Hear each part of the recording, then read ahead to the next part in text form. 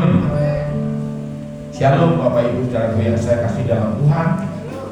Kebenaran firman Tuhan pagi hari ini adalah manajemen marah, ya.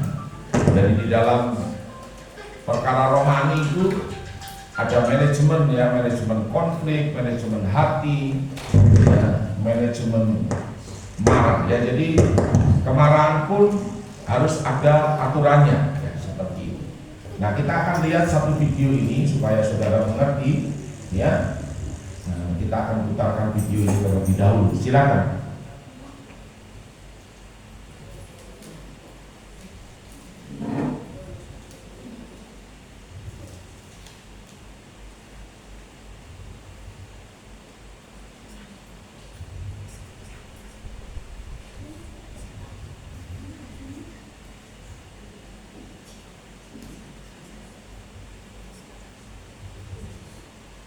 Tidak ada suaranya? Iya, harus pakai speaker, Bang. Oke, sudah, tidak apa-apa sudah. Biar bisa saja, tidak apa-apa.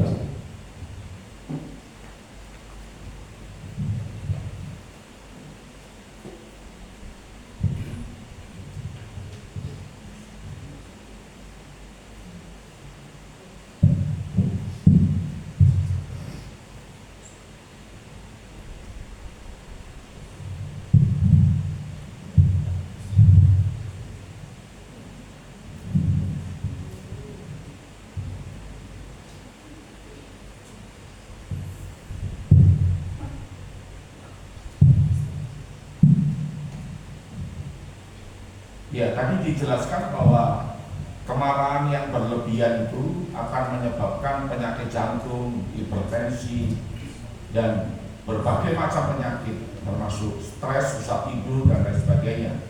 Ya, nah, bahkan yang terakhir nanti akan juga mengganggu tulang belakang kita, lalu mudah terkena penyakit, ya, imunitas kita turun, ya, karena itu yang terjadi pada saat orang itu emosi dan terus menjadi marah, ya, bahkan ada penyakit hepatitis dan lain sebagainya.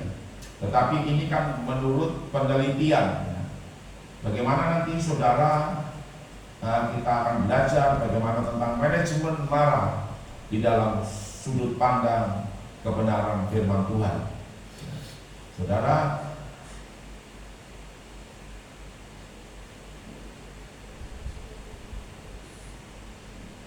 banyak hal yang akan terjadi kalau orang itu mengalami kemarahan. Ya, sudah cukup. Oke, jadi seperti itu, ya. Ini videonya tidak ada, kalau ada suaranya bagus sekali, tetapi ternyata suaranya tidak ada.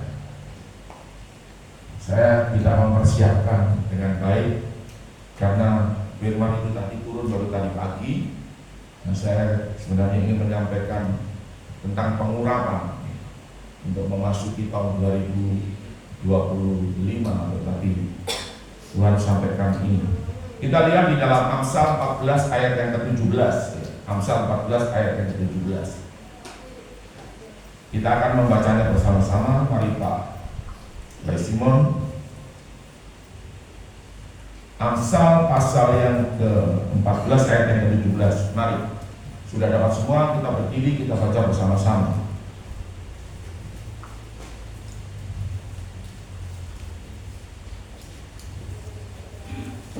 Sudah dapat semua, ya? Ya. 1, 2, 3. Siapa lekas naik darah berlaku bodoh, tetapi orang yang bijaksana bersabar. Saya persilakan dulu. Saya punya pengalaman pribadi tentang hal ini. Tatkala saya mengikuti peresmian gereja GBI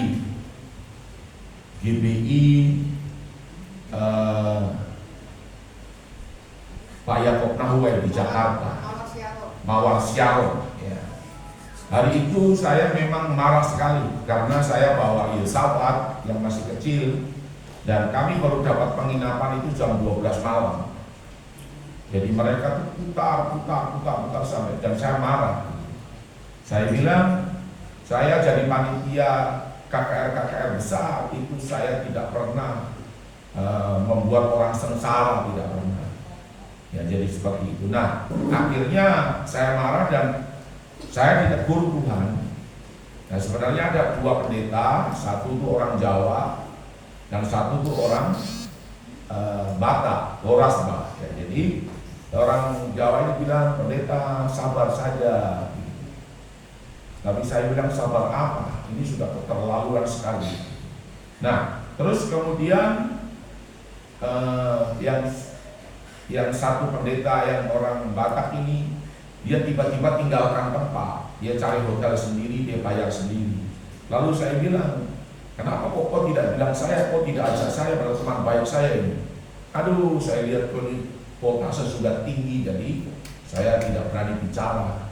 Karena orang satu ajak bicara saja kok langsung semprot, jadi saya tidak berani bicara. Ya, singkat cerita saya masuk rumah sakit.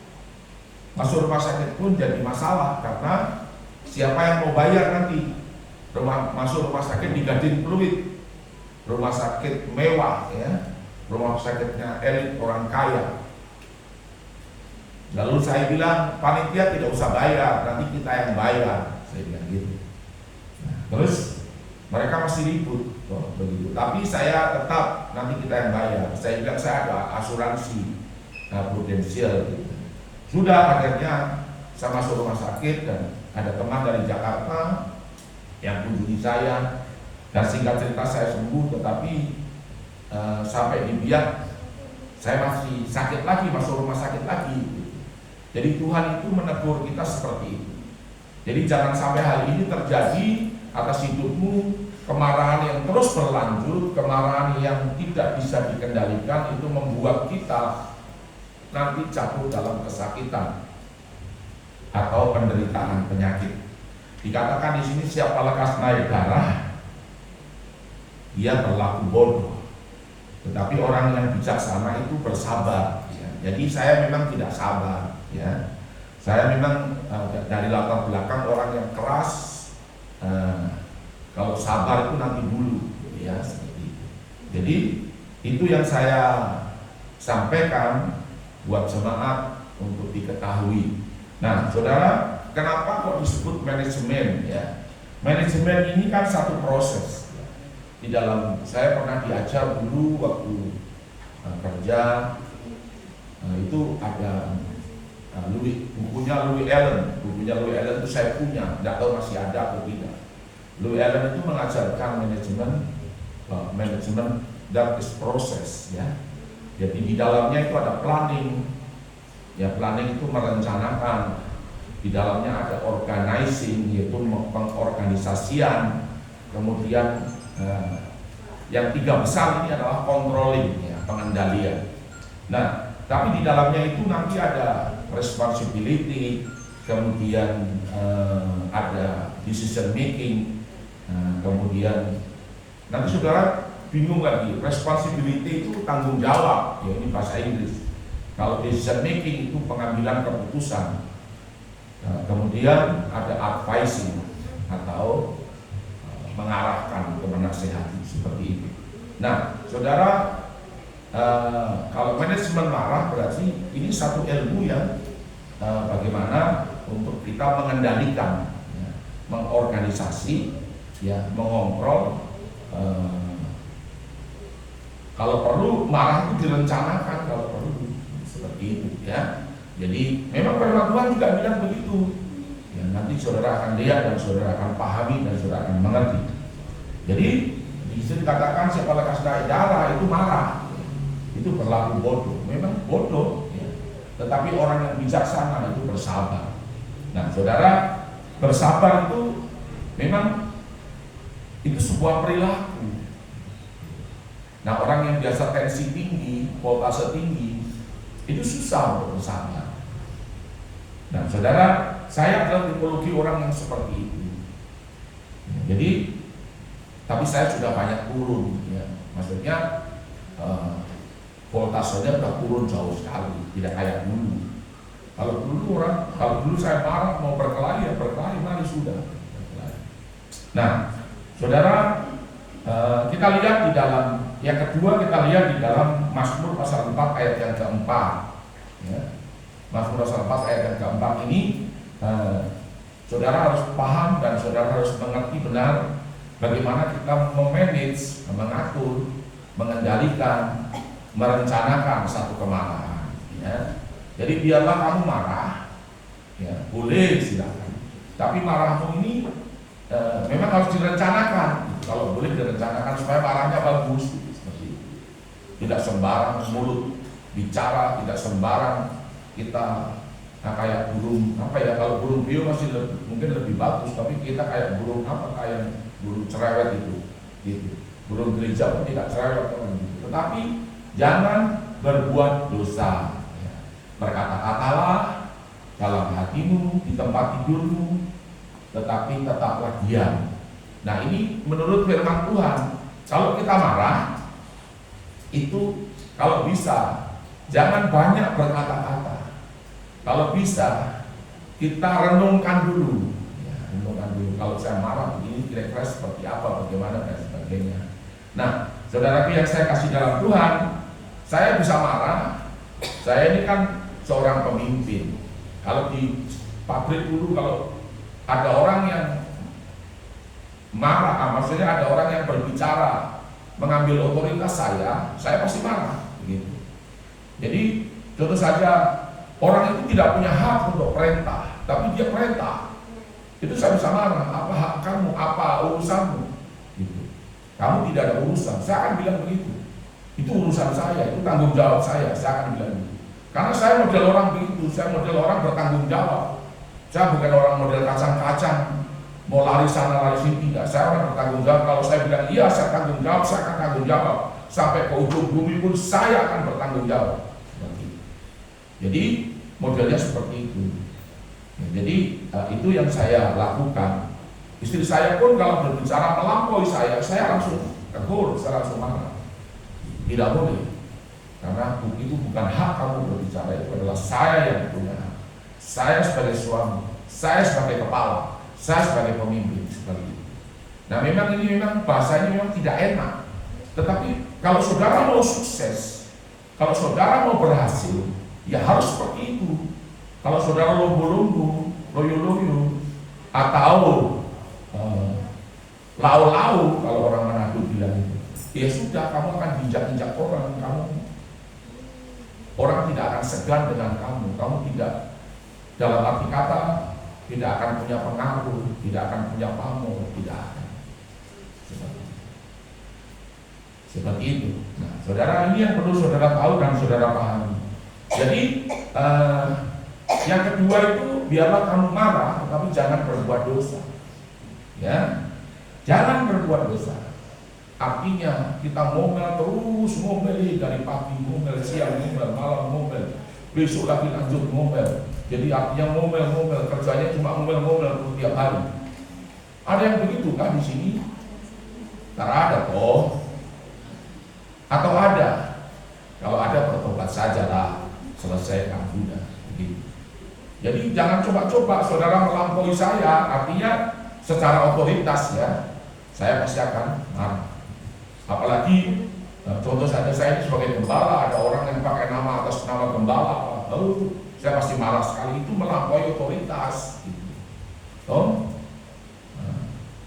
Saya pasti marah. Ada orang tiba-tiba di depan ini negur orang, saya nanya sendiri. Wah, itu bukan bagiannya gembala untuk negur orang itu. Ada yang begitu? Di sini tidak ada, tapi di tempat lain itu yang banyak begitu, model-model begitu.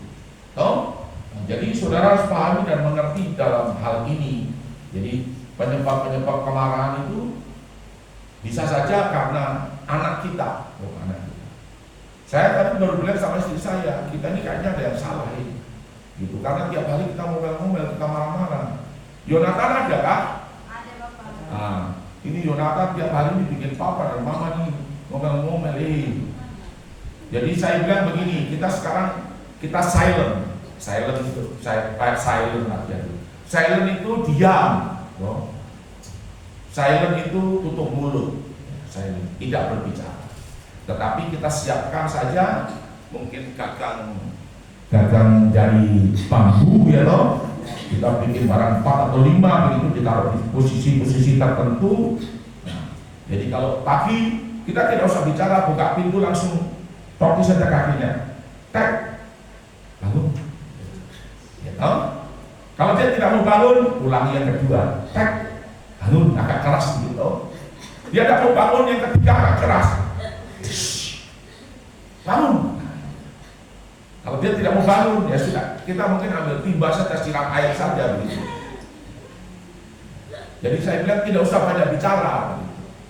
Begitu. Ini contoh anak saya, nggak apa-apa kalau anaknya orang lain begitu, waduh nanti saya dimarahi sama bapaknya. Jadi seperti itu. Jangan Yonatan, jangan begitu ya, nak ya. Jangan dia pagi bilang, Yonatan, Yonatan, sampai ini urat semua keluar semua. Saya juga bilang, aduh, kalau begini terus saya pusing kepalanya. Padahal perkataan pusing itulah yang membuat saya jadi pusing juga. Begitu. Tidak boleh kita bilang pusing juga, tidak boleh. Itu yang buat saya juga pusing kepala. Jadi itu yang apa yang kamu katakan demi Tuhan yang hidup itu aku akan melakukan. Jadi tidak boleh, saudara tidak boleh berkata sembarang-sembarang, tidak boleh. Itu di dalam kitab apa? Bilangan 14 ayat 28 ya. Coba Iman dikasih Bilangan 14 ayat 28. Itu apa yang kamu katakan, itu yang akan Tuhan lakukan. Nah, jadi kalau kita berkata sembarang-sembarang, maka itu akan terjadi atas hidupmu. Seperti itu. Bilangan 14 ayat 28. Nah, saudara, kita bisa lihat ini untuk saudara pahami dan saudara ketahui.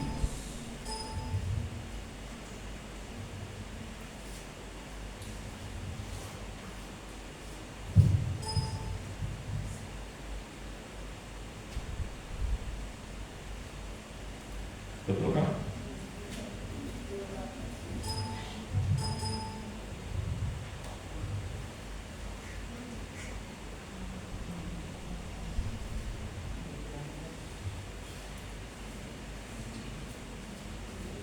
Katakanlah kepada mereka, demi aku yang hidup, demikianlah firman Tuhan, bahwasanya seperti yang kamu katakan di hadapanku, ini Tuhan, ya,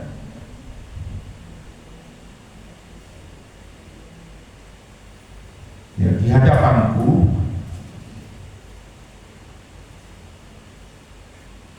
demikian akan kulakukan kepadamu.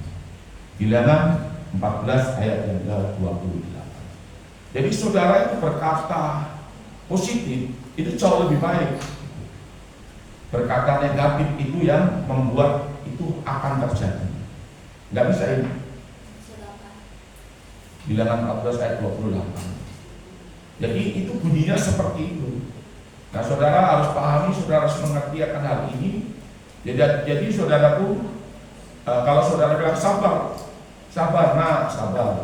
atau waktu itu saya ditegur dengan satu pendeta, sabar Pak, tidak apa-apa, ini adalah penderitaan yang harus kita alami, maksudnya bagian dari penderitaan yang harus kita alami. Saya bilang, Pak, ini tidak betul. Mereka kerja ini semua tidak betul. Nah, itu yang membuat akhirnya saya satu sakit, karena ternyata itu pemberontakan seperti itu. Nah, katakanlah kepada mereka ini siapa? Ini umat Tuhan, ini orang Israel, ya tahu? Demi aku yang hidup, aku besar, aku yang hidup.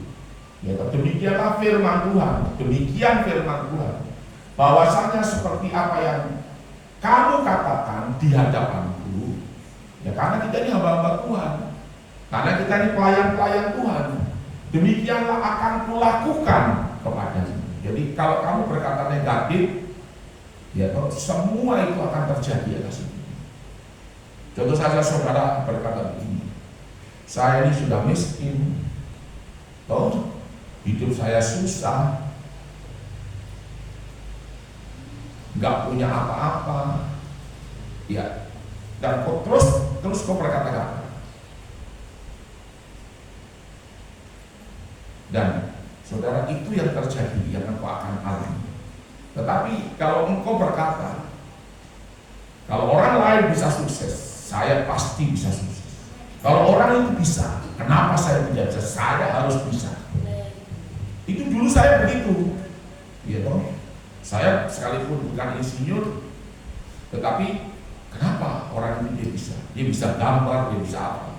Kenapa saya tidak bisa? Saya pun bergabung dengan mereka 2 tahun, saya bergabung dengan para insinyur ini. Hanya setiap sore saja pulang kerja, mereka masih kerja dan saya mungkin bantu bikin kopi, saya bantu bikin teh buat mereka. Mungkin saya disuruh untuk beli kue apa semua, saya juga ikut makan kuenya. Itu yang saya senang. Jadi saudara, akhirnya saya tanya apa saja sama mereka. Tanya bagaimana kalau bikin rumah, bagaimana pondasi cakar ayam, bagaimana bikin jembatan, bagaimana aspal jalan raya, bagaimana bikin jembatan kok bisa seperti begini. Dia jelaskan semua. Dan akhirnya saya tahu, semua yang kita rancangkan itu, gedung-gedung yang kita buat itu, semua itu gambar dari saya. Sekalipun gambarnya tidak sempurna karena kita tidak punya alat gambar seperti itu. Nah, saudara, termasuk gedung gereja ini juga sketsanya dari saya. Intinya ya tinggal ikut saja. Begini, saya mau begini. Kenapa gedung dibuat kotak-kotak ini saja? Tidak dibuat kayak gereja kayak begini, lalu model kayak peti mati gitu loh. Jadi saya memang tidak mau begitu. Saya mau itu minimalis. Ya ini minimalis, toh seperti itu. Jadi ini pun juga karena kita belajar. Nah, marah pun juga kita harus belajar dari segala kemarahan yang kita buat. Jangan sampai marah itu merugikan kita. Nah, kita lihat lagi yang ketiga di dalam Efesus pasal 5 ayat yang keempat, Efesus pasal 4 ayat yang ke-26 dan 27. Ya. Efesus pasal 4 ayat yang ke-26 dan 27. Jadi saudara bersyukurlah karena saudara diajar manajemen marah. Nah, bersyukur karena dulu tidak ada yang ngajarin saya, tidak ada. Jadi, saudara bersyukur bisa di gereja, masuk gereja, bisa dengar firman Tuhan tentang manajemen marah. Ya, apabila kamu menjadi marah, janganlah kamu berbuat dosa. Kalau kamu marah jangan berbuat dosa. Ya, diulang lagi. Maksudnya dosa bagaimana? Karena kemarahan itu saudaraku bisa menimbulkan dosa. Ada hukuman. Karena orang yang marah itu biasanya tidak terkendali. Tidak ada penguasaan diri. Seperti itu. Nah, saudara, hal ini tidak boleh terjadi atas hidupmu, atas keluargamu. Tidak boleh. Seperti itu. Nah, saudara yang saya kasih tahu Tuhan, karena kemarahan itu juga menimbulkan kepahitan, menimbulkan sakit hati. Itu tertanam. Orang bisa marah itu karena ada kepahitan, karena ada sakit hati, karena dirugikan dan lain sebagainya. Nah, saya sudah pas semua. Orang banyak merugikan kita, ya, kita ditipu juga. Itu kita marah sekali. Saya pernah beberapa waktu yang lalu, saya marah karena ditipu. Yang tipu pendeta lagi, jadi pendeta tipu pendeta, kan begitu toh. Nah, jadi ceritanya ini memang ya begitu sudah. Mungkin saudara bertanya, Pak Pendeta, kenapa pendeta bisa tipu pendeta? Loh, memang kenyataannya demikian kok. Begitu. Lalu kita mau bicara apa? Pendeta kan juga manusia, dia masih belum malaikat ya. Kalau malaikat mungkin dia tidak bisa seperti itu. Dia masih belum Tuhan, dia masih manusia. Apalagi kalau pendeta itu karakternya tidak baik, ya sudah. Seperti itu. Nah saudara, jadi tidak semua pendeta itu nanti saudara pikir masuk surga, belum tentu. Belum tentu. Pendeta saja belum tentu masuk surga, apalagi saudara kalau tidak betul-betul hidup dalam Tuhan. Begitu. Nah, Tuhan itu kan melihat buah. Tuhan itu yang dilihat apa? Buah. Ya, buah pertobatan. Kapak sudah tersedia di bawah pohon. Kalau pohon ini tidak berbuah, maka akan ditebang, lalu dibuang, dicampakkan ke dalam api. Seperti itu. Nah, jangan sampai hal ini terjadi. Saudara bisa pergi ke gereja rajin, ke gereja, tapi ya itu tadi masih ngomel-ngomel, marah-marah, tipu sana, tipu sini, utang nggak membayar. Jangan sampai hal itu terjadi. Oh, lalu orang yang punya etiket mau bayar utang itu beda dengan orang yang tidak mau bayar, itu beda. Orang yang tidak mau bayar itu biar ditagih, kalau ditagih itu biar tak putar. Kalau ditagih itu bilang, oh papa tidak ada, mama tidak ada. Padahal papa dan mama ada sembunyi dalam kamar itu. Begitu. Ada yang begitu, ada pendeta pun ada yang begitu. Seperti itu. Jadi pendeta juga masih manusia. Nah saudara, ini yang harus saudara pahami dan saudara mengerti. Jadi kalau orang punya etiket bayar, dia tidak seperti itu. Dia akan ketemu, oh ya mohon maaf ya, saya belum ada, nanti kalau saudara tetap saya bayar. Ada yang orang model begitu ada. Sudah sekian tahun, dia lama sekali, Pak Pendeta, dulu saya punya utang berapa? Padahal sudah ada 4 atau 5 tahun. Oh dulu kamu punya utang sekian. Mereka ini ada, saya ada uang, saya bayar. Orang itu tetap biasa. Ketemu kita tetap biasa. Tidak, kalau ketemu kita macam kayak kucing sama tikus, kayak Tom and Jerry. Wah, Tom and Jerry bagaimana tuh? Saudara tahu Tom and Jerry?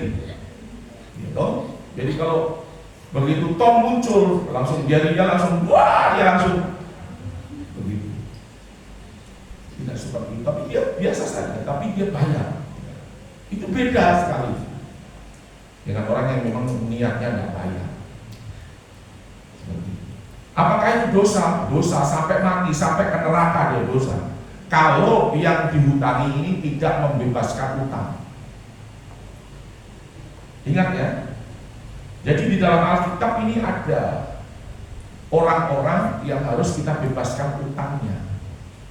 Kalau kita tidak berdoa, contoh saya tidak berdoa, Tuhan saya bebaskan utang si A itu. Sehari ini juga di hadapanmu saya bebaskan utangnya. Saudara, itu nanti kalau dalam penghakiman Tuhan, sekalipun dia pendeta, ada loh. Ini dalam kisah, cerita orang diberi mimpi. Pendeta ini hebat, suami istri hebat luar biasa, pelayanannya luar biasa. Tahu-tahu dia itu mati, dua-dua mati satu kecelakaan, dan dia menghadap Tuhan. Malaikat berkata begini, berbahagialah karena engkau telah setia dan dipersilakan masuk. Tetapi tiba-tiba ada satu anak berdiri, anak laki-laki. Tidak. Dia dulu kegugurkan kandungan. Saya ini adalah anak yang dibuang.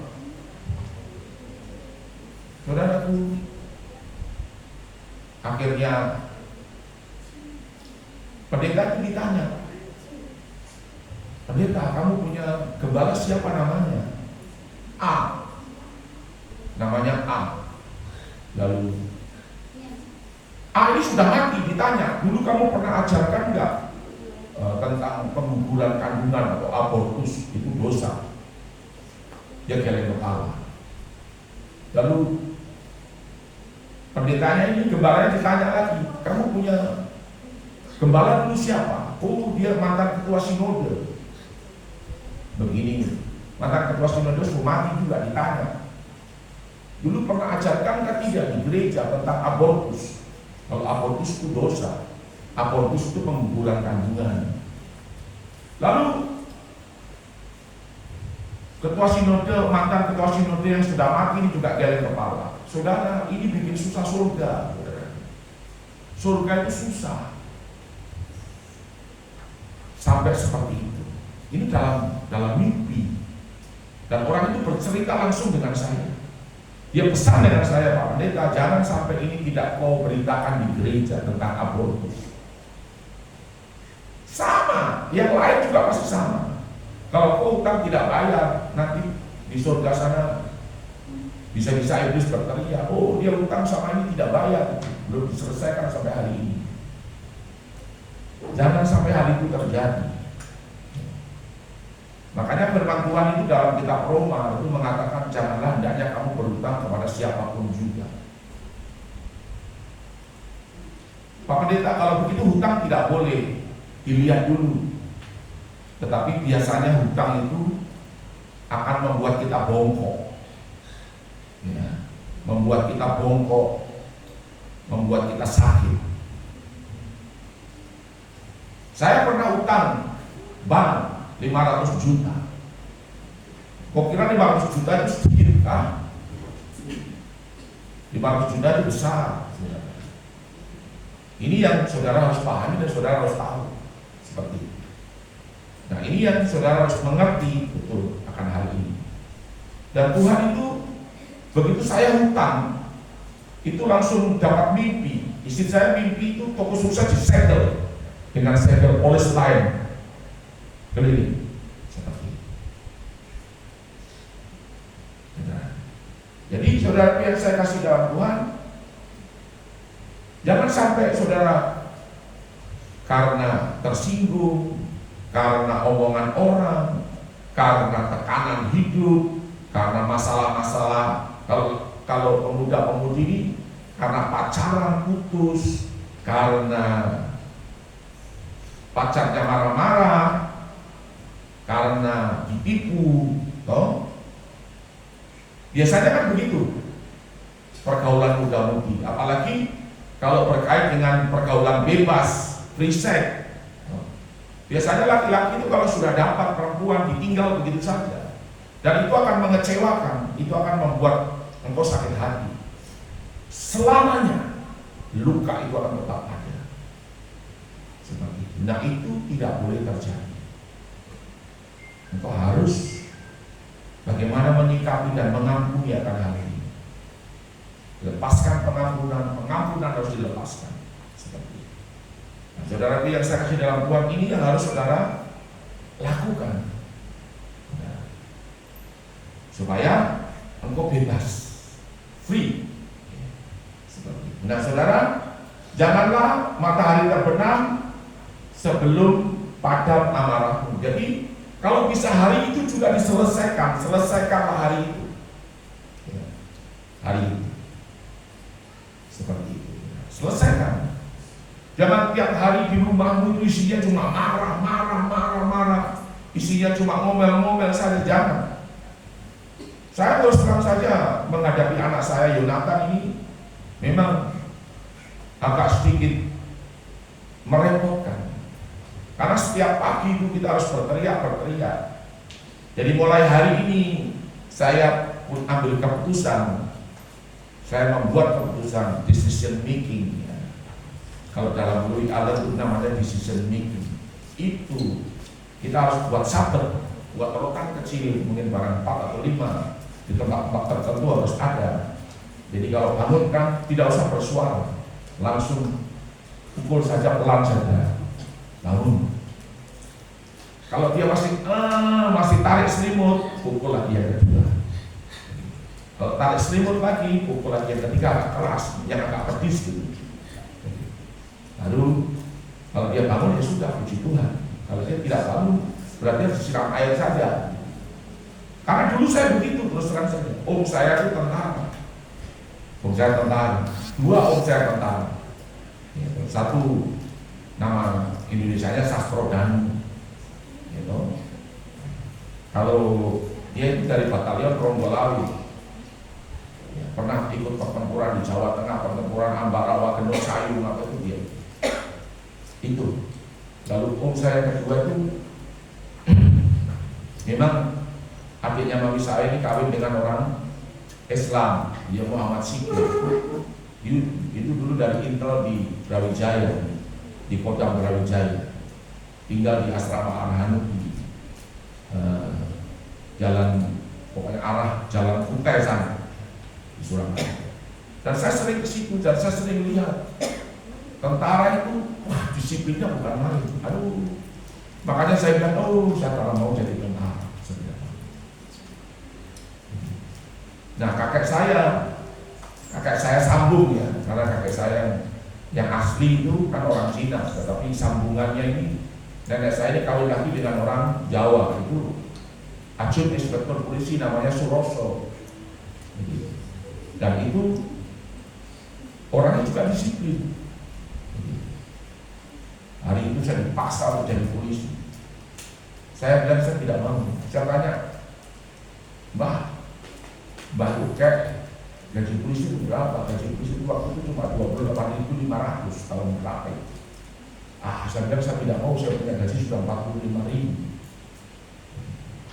Karena saya tidak mau dioperkan ke orang lain, karena punya jatah. Zaman itu polisi punya jatah. Nah, saudara, itu yang terjadi. Jadi saudara, pendidikan militer itu seringkali itu baik buat kita, tapi memang sengsara. Saya ini kalau tidak bangun disiram air, sehingga bantal, guling sampai kasur itu basah. Terpaksa kita jemur. Dan itu saya alami bukan satu kali, mungkin ada 2 atau 3 kali. Nah, saudara, tetapi jadinya begini. Orang yang disiplin, orang yang mau kerja jadinya begini. Hebat. Ya seperti kayak saya begini. Tidak pernah takut dengan siapapun, tidak pernah. Di tengah hutan hadapi ular, hadapi apa, tapi tidak bisa takut. Ular pun kita makan juga.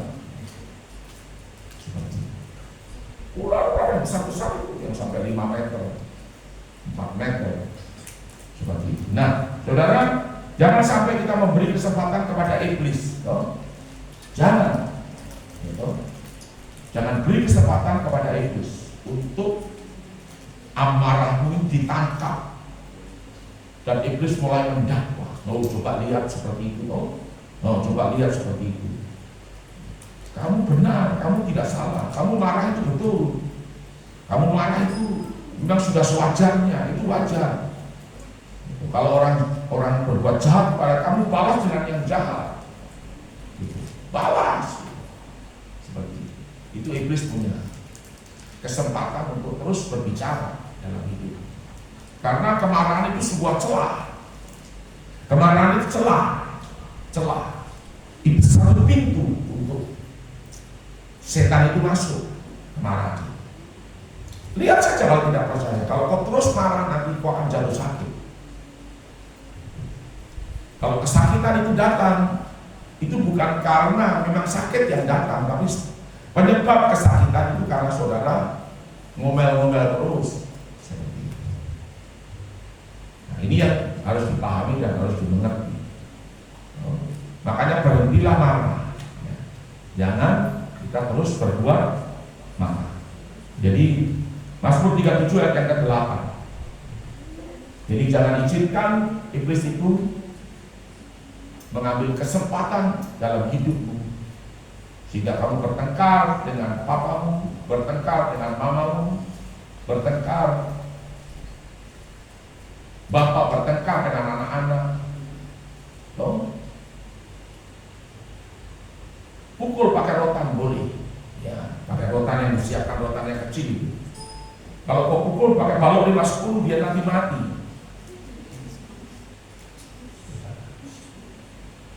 Atau kau bawa parang kejar dia.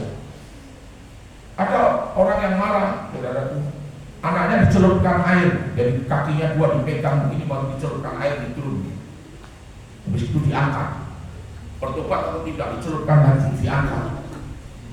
Anaknya bilang bertobat, papa ampun. Tapi dia bikin lagi. Ada yang bapaknya marah, anaknya diikat itu di pohon, Lalu semut merah itu, kelantrang itu, ditaruh di situ. Dia digigit semut, dia teriak-teriak. Ada yang begitu? Ada. Ada lagi yang ditendang, dipukul dia. Seperti itu.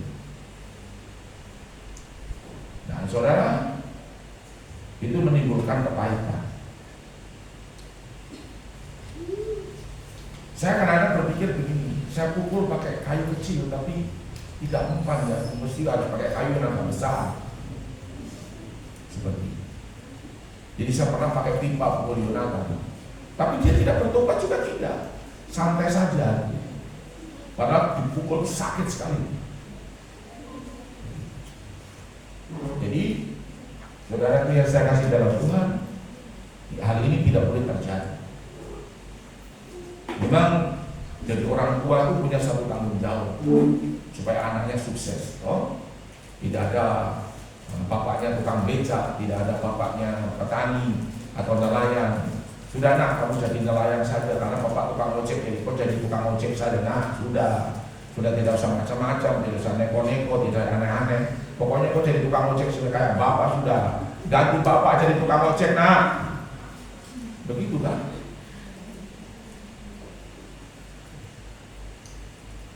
Kita tidak bina biar bapak ini jadi tukang ojek, tidak apa-apa. Nah, yang penting kok jadi sopir pesawat. Nah, itu boleh jadi sopir pesawat sopir pesawat itu pilot. Nah, itu boleh. Biar bapak begini jelek, begini, nah, tidak apa-apa. Biar bapak ini nelayan, kalau boleh kamu jadi insinyur, begitu. Kalau boleh kamu jadi sarjana hukum, itu baru mantap. Kalau boleh kamu jadi dokter, ya. Begitu, itu baru mantap.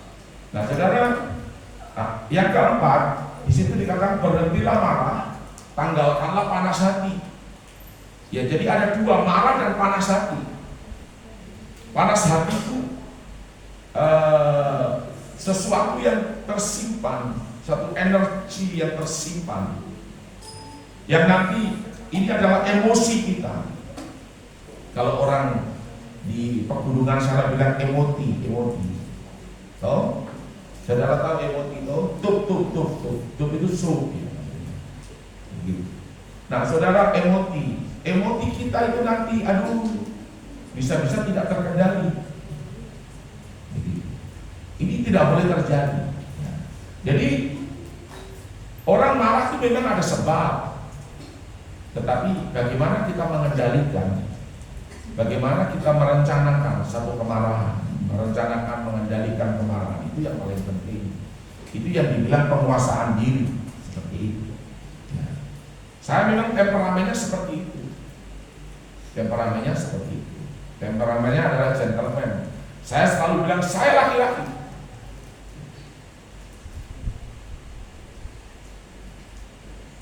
Saya laki-laki. Dan saya pun ajar sama anak-anak saya, kamu laki-laki, bilang saya laki-laki, saya bukan perempuan. Begitu. Kalau perempuan yang bilang saya perempuan, saya bukan laki-laki. Ya, ini kan persoalannya kan di sini. Karena LGBT ini di biak sudah ada. Ya, ini kan ada anak-anak muda banyak. Ya, apa itu LGBT? LGBT itu lesbi. Lesbi itu perempuan dengan perempuan. Itu di dalam kitab Roma pasal 1 ayat yang ke-24, 25, 26 itu dikatakan bahwa perempuan-perempuan itu atau istri itu meninggalkan persetubuhan yang wajar, yang tidak wajar.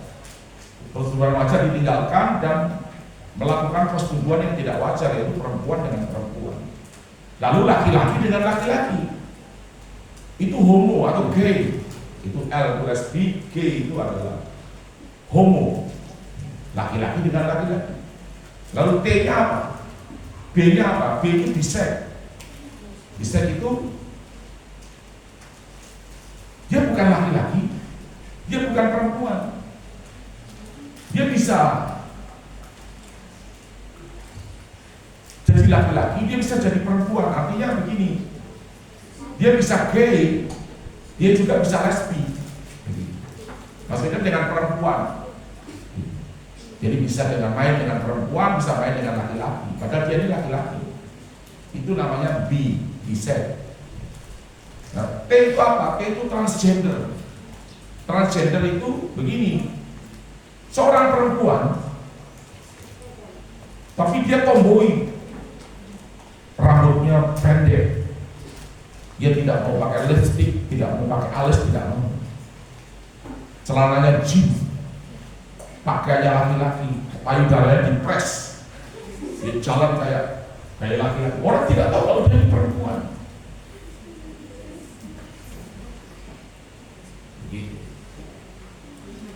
Udah, dia ini perempuan, tetapi seperti itu. Ya kalau perempuan ya yang wajar lah, saudaraku, yang wajar. Tunjukkan bahwa saya adalah perempuan, saya adalah laki-laki. Itu kalau di dalam camp pria sejati itu dikatakan, harus dideklarasikan, saya adalah laki-laki, saya bukan perempuan, saya adalah laki-laki.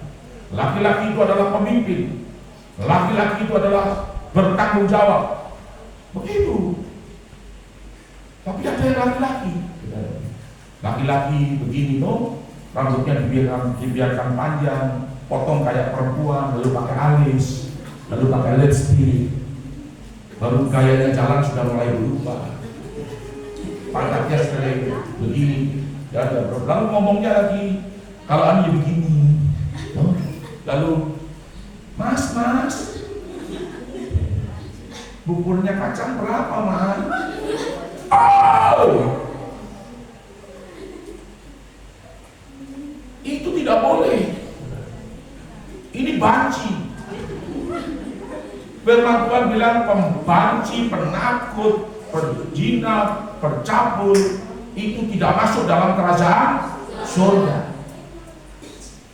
Saudaraku yang saya kasih dalam Tuhan, aduh, dunia ini macam sudah terbalik sudah. Saya juga kadang-kadang begini, kok bisa ini? Begitu. Jadi ini adalah terkait dengan, dan memang ini harus disampaikan di gereja memang, supaya orang tahu, supaya anak-anak kita tahu, semua kita tahu. Engkau nyong-nyong yang laki-laki bilang, saya laki-laki, saya bukan perempuan. Seperti itu. Jadi berhentilah marah, cukup sudah. Kalau kita harus berdamai, kita berdamai. Bukankah kerajaan surga itu di dalam Roma pasal yang keempat 17 ayat 14 ya. Roma pasal yang ke, atau terbalik. Coba Imam tolong ya. Oh ya, 14-17. Roma pasal 14 ayat ke-17. Sebab kerajaan di sini ditulis Allah. Kata Allah itu bisa kita ganti dengan kata Elohim. Elohim itu Tuhan semesta, pencipta dan semesta. Ya. Kerajaan Allah bukanlah soal makanan dan minuman, tetapi soal kebenaran, damai sejahtera dan sukacita oleh Roh Kudus. Nah, saudara, lihat itu. Ini kerajaan surga. Jadi kerajaan surga ini adalah kebenaran. Saudara, bukan soal makan dan minum. Nah, ini kan dekat Natal, toh. Memang hari ini sebenarnya saya harus khotbah Natal karena 4 minggu ini saya harus khotbah Natal. Tapi hari ini kita khotbah tentang marah-marah ini. Nanti minggu depan, minggu berikut saya akan khotbah Natal. Karena ini hari sukacita, bulan yang kita bersukacita. Tetapi untuk kita bersukacita, karena mari kita pergi ke Bethlehem, kita cari Dia, cari Tuhan, ketemu Dia. Kalau kita marah-marah bisa ketemu Dia, tidak bisa. Kita harus berhenti marah dulu, baru kita bisa bersukacita. Amin. Ketemu orang begini, ketemu satu lagi, mulutnya kayak pepaya. Ya. Oh iya, minta maaf. Iya. Baik. Jadi kerajaan surga itu bukan soal makanan dan minuman, tetapi soal kebenaran, damai sejahtera dan sukacita oleh Roh Kudus. Roh Kudus. Amin. Amin. Jadi berhentilah marah. Gitu. Jadi berhenti sudah dengan kepahitan, dengan kekecewaan, berhenti sudah dengan kalau kau dirugikan, sakit hati, berhenti sudah kalau kau ditipu, berhenti sudah, jangan marah-marah. Kita ini masuk di dalam bulan yang baru, ya toh, bulan Desember, bulan yang penuh dengan sukacita. Oleh karena Roh Kudus, orang semua bersukacita pada saat memasuki bulan Desember. Amin. Amin. Saya juga mau bersukacita, saya juga tidak mau pusing-pusing, saya buang semua sudah. Apa ini? Bikin kita orang bukan tambah sehat, tapi tambah bisa sakit sudah. Jadi, mari, saudara. Nah, ini pesannya adalah di dalam Amsal 29 ayat 21. Ayo Pak, Wahai semua tolong baca. Amsal 29 ayat 21.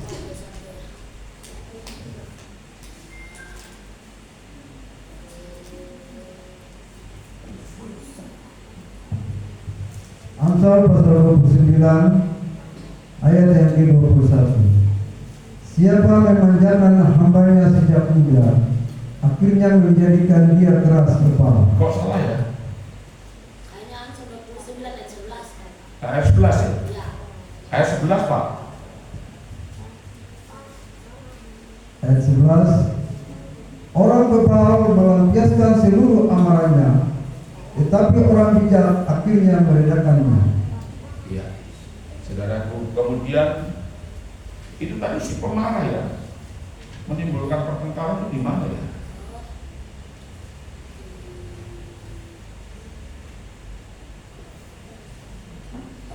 Iya, jadi ada satu ayat yang mengatakan si pemarah itu menimbulkan pertengkaran.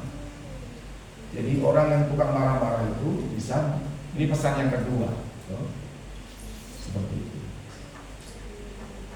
Si pemarah menimbulkan pertengkaran. Coba cari di HP itu. Pemarah. Ayat 22. Jadi 29 ayat 22. Iya. Ayat yang ke-22 pasal 29 ayat 22. Si pemarah menimbulkan pertengkaran, Iya. dan orang yang lekas busa banyak pelanggarannya. Iya. Jadi saudaraku, kalau kita lekas marah, ya tahu, lekas gusar itu marah juga, itu banyak pelanggaran. Jadi memang firman Tuhan yang dikatakan di dalam Mazmur 4 ayat yang keempat itu, kalau kamu marah itu kalau bisa di tempat tidur saja, jangan berkata-kata tapi diam. Baru rencanakan marahmu itu. Seperti itu. Nah saudara, ini yang saudara harus lakukan. Nah kita ini adalah anak-anak terang. Kita harus hidup dalam terang Tuhan. Kita tidak boleh ada dalam kemarahan terus. Tetapi saudara lihat, di dalam Efesus pasal 5 ayat 1 sampai ayat 21, saudara baca. Efesus pasal 5 ayat 1, Bapak baca Pak. Efesus pasal 5 ayat 1 sampai 21. Dan ini nanti akan membawa hidup saudara mengerti apa yang kita sudah sampaikan tadi.